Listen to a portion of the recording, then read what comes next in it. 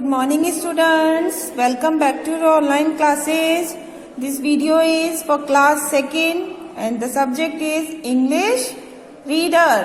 Beta, I hope you all are fit and fine at home. Beta, do study as much as you can because right now you are free. आपको school भी नहीं आना पड़ रहा और बहुत सारा वर्क भी नहीं मिल रहा है. So you whatever you study, whatever your teachers are teaching you, जो भी आपके टीचर पढ़ा रहे हैं उसको अच्छे से स्टडी करें बेटे. Okay, now we have done 3 chapters of this book. Second class के हमने 3 chapters कर लिए थे ना, ये देखो. Now today and we have done exercise. Today we will start some more exercise. आज हम कुछ और एक्सरसाइज स्टार्ट करेंगे. Page number 18. Take your book and open page number 18. On page number 18, you see grammar portion. In that, collective nouns are given to you.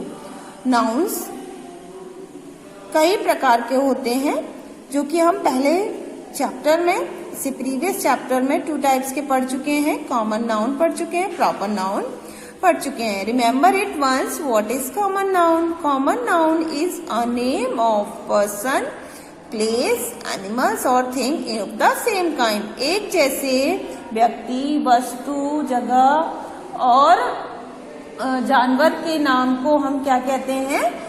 Common noun कहते हैं. और proper noun उन्हीं जैसे कि व्यक्ति, वस्तु, स्थान आदि के नाम, but particular name. Particular name जैसे आपका नेम है, मेरा नेम है, मम्मी का नेम है, पापा का नेम है, and so many persons have name. उनके पर्टिकुलर नेम होते हैं ना, सबके अलग अलग, तो उन्हें हम बेटा प्रॉपर नाउन कहते हैं. आज हम स्टडी करेंगे कलेक्टिव नाउन्स के बारे में. नाउ कलेक्टिव नाउन्स क्या होते हैं? As you see these words ना, आर्मी, फ्लॉक, बंच दिखाई दे रहे हैं आपको. ये इस टाइप के जो वर्ड्स होते हैं जिनसे कि हमें ग्रुप का पता चलता है. Army and group of soldiers है ना. Flock a group of sheep, bunch a group of grapes. Okay, so these types of words are called collective noun. Okay, the definition of collective noun is the names of a group of persons, animals or things of the same kind.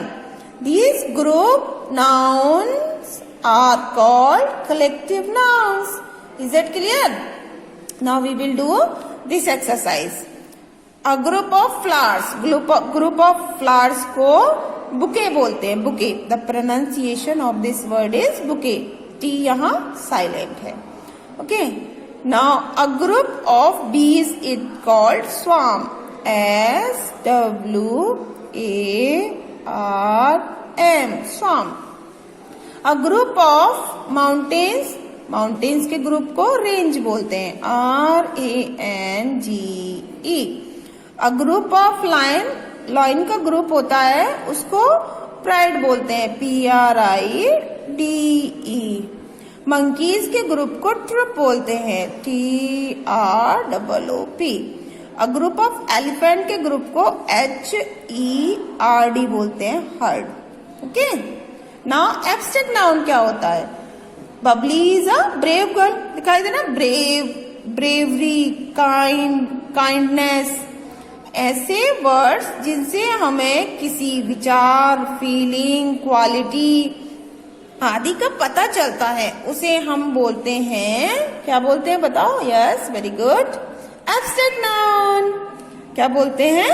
Abstract noun. So abstract noun definition is the names of quality, feelings, thoughts and ideas, or we cannot hear, touch or see them. हम इनको touch नहीं कर सकते, सुन भी नहीं सकते और देख भी नहीं सकते. उनको हम क्या बोलते हैं? क्या बोलते हैं बेटा? Yes, abstract noun. They are ideas in our mind, ये आइडिया केवल और केवल हमारे माइंड में होते हैं. Is that clear? Now exercise underline the abstract noun in the following sentence. ये सेंटेंस आपको दिए हुए हैं, इनमें आपको क्या अंडरलाइन करना है बेटा? Abstract noun. Now read. We should show kindness. It is abstract noun to animals, not cruelty. Kindness means होता है दयालुता और cruelty means निर्दयता. ठीक है? Everyone admires Meena for her beauty. Beauty means सुंदरता. Children should have the qualities of politeness. Politeness means Namrata and truthfulness. Truthfulness means सच्चाई. The Indian soldier fought the war with great courage. Courage means साहस. These are some abstract noun. Come on, the teacher said write down the length and width of this table. So length and width. Okay. Dev Ram lived in a place is in his boyhood. The name of boyhood means बचपन से. अब आप क्या करेंगे? Read the following, ये पढ़ेंगे. देखो यहां हम साउंड सुनेंगे किसकी? A book. The letter B has a consonant sound. B की, ये जो आपको बी दिया हुआ है, इसकी साउंड कैसे है? कॉन्सोनेंट है.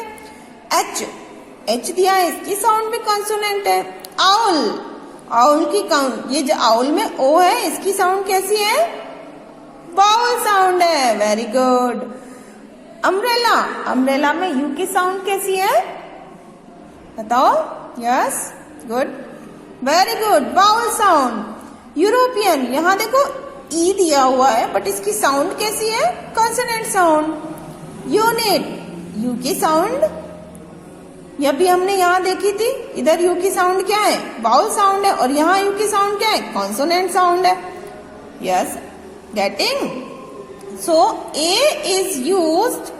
The first sound of a next word is a consonant. अगर फर्स्ट वर्ड की साउंड कॉन्सोनेंट होती है तो हम आर्टिकल ए फिल करते हैं. If the sound is vowel तो हम एन फिल करते हैं. Is that clear? अब हम इसमें फिल करेंगे. In next exercise fill in the blanks A or an. आपको ब्लैंक्स दिए हुए हैं, उनमें आपको ए और एन फिल करना है. कैसे फिल करोगे? एक्सरसाइज से. के की साउंड कैसी है बताओ? कॉन्सोनेंट साउंड है. क्या आएगा? A. Second, ice cream, I sound vowel. N. Onion, vowel sound. N. Englishman, Englishman.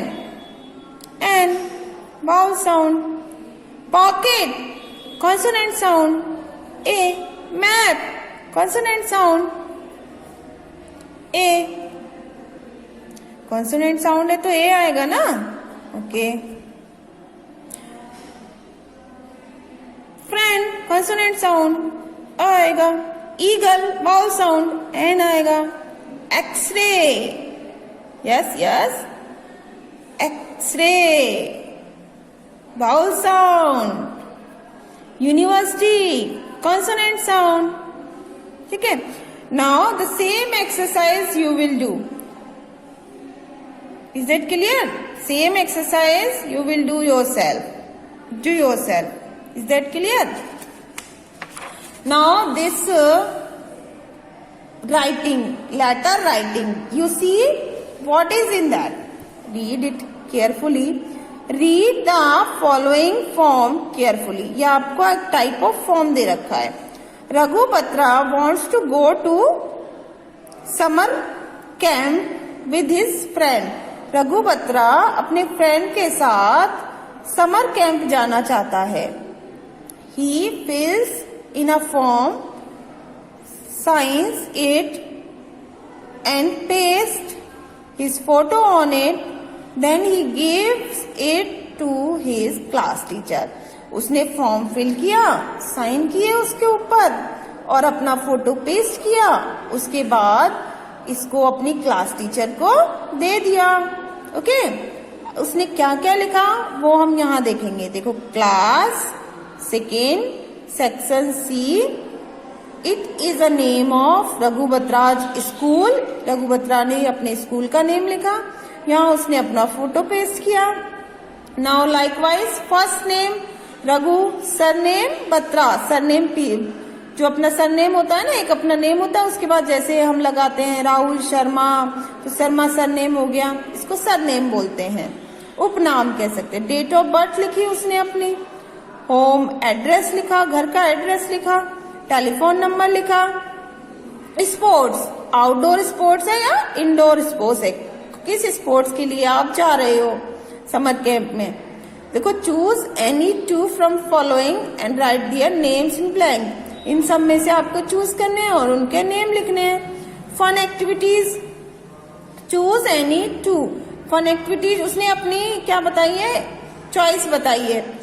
और ये एक्टिविटीज में उसको क्या पसंद है, पेपर क्राफ्ट पसंद है, पियानो पसंद है, ये आपको दिए हुए हैं, इनमें से ही उसने चूज किया है। फादर्स नेम ग्रीस बत्रा, ऑक्यूपेशन डॉक्टर, फादर का ऑक्यूपेशन है। Mother's name Reena Batra and she is homemaker. आप भी अपनी मम्मी को होम मेकर बोले, हाउसवाइफ नहीं बोले। That clear. Then parent signature and then date, and here right side of the book Raghu Batra's signature and the signature of class teacher. Is that clear? ऐसे ही on the next page, page number 26, you have to fill your class.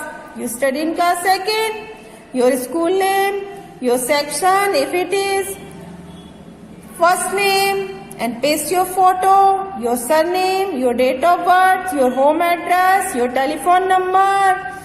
और आपको इसमें से जो भी indoor outdoor game पसंद है, your choice, your fun activities, okay, your father's name, your father's occupation, your mother's name and your mother's occupation.